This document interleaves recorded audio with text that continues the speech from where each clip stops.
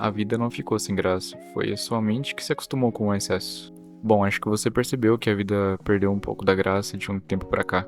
E não, isso não tem nada a ver com motivação, não tem nada a ver com preguiça, nem ingratidão e muito menos problema psicológico. Isso tem muito mais a ver com a dopamina e como o nosso cérebro tem sido moldado nesses últimos anos. Até porque esse tipo de coisa simples ainda existe, né?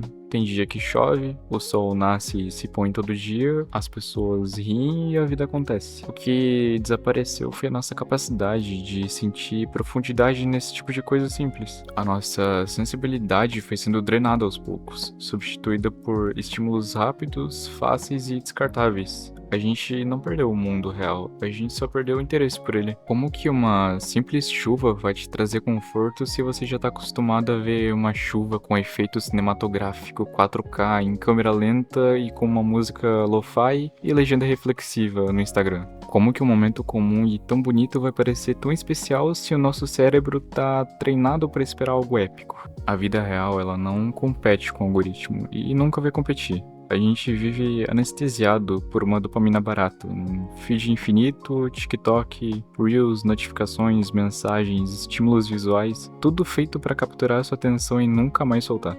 Você nem escolhe mais o que você consome, só reage. E o problema não é nem só o tempo que isso toma, o problema é o treino mental que isso cria.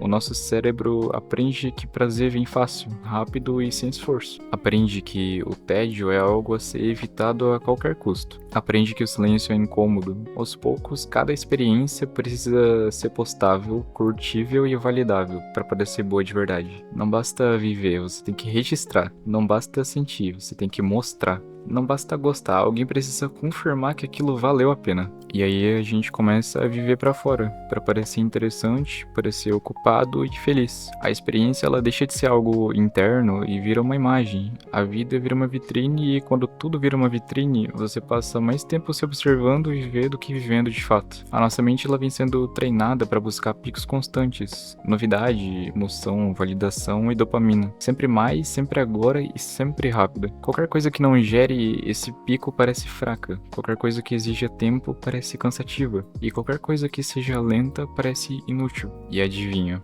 Quando isso não acontece, vem aquele tédio, mas não aquele tédio criativo, que gera ideias, pensamentos e questionamento. É um tédio vazio, inquieto, parecido com uma angústia. Um silêncio que incomoda porque não tem distração para fugir de si mesmo. E quando esse estímulo excessivo acaba, parece que a vida ficou chata, mas na verdade ela só voltou ao ritmo normal. O problema é que o nosso cérebro desaprendeu a lidar com o normal. Aí surge essa sensação estranha de viver entre os dois extremos, o prazer e o vazio. Ou você tá consumindo algo, distraído, anestesiado, ou você sente que não tem nada acontecendo. Se você não tá rolando aquela maldita For You por horas, começa a parecer que a vida perdeu a graça, como se existisse estímulo fosse desperdício, como se descansar fosse improdutivo, e como se a calma fosse um erro de sistema. Nietzsche dizia que é a sensibilidade que dá valor à experiência. Quando essa sensibilidade desaparece, nada te satisfaz por muito tempo. Você até sente prazer, mas ele acaba rápido. E aí você precisa de outro estímulo, e depois outro, e depois mais um. Não porque quer, mas porque o cérebro fica pedindo. E adivinha de novo, quanto mais você obedece, mais frágil fica a sua capacidade de se satisfazer com um pouco. Talvez por isso parar pareça tão estranho hoje em dia. Você não tá produzindo, não tá consumindo, não tá reagindo e não tá se mostrando. Você só tá ali,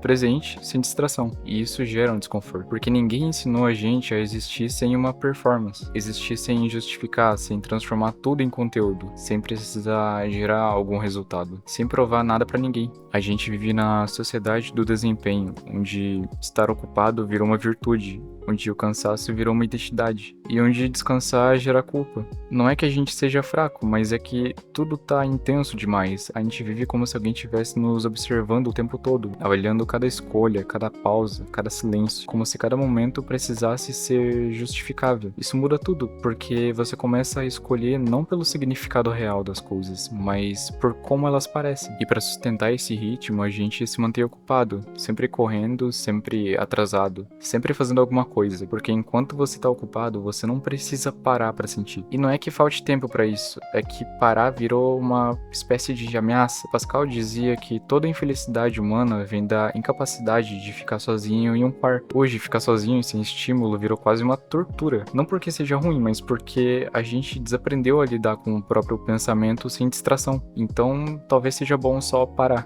de responder tudo na hora, parar de preencher cada segundo com um estímulo, parar de achar que o silêncio é uma perda de tempo e parar de confundir o tédio com fracasso. Mas é óbvio que deixar a dopamina de lado não vai transformar a sua vida em um conto de fadas. A vida real, ela continua sendo simples, repetitiva e meio sem graça em alguns dias. Só que ela fica menos cansativa, fica menos artificial e mais honesta. Diminuir o estímulo desnecessário faz o básico voltar a ter graça. Uma conversa sem um celular vira presença. Um café sem pressa vira um descanso e um dia comum passa a deixar de parecer um desperdício. Epicuro já dizia que quem não se contenta com pouco, não se contenta com nada.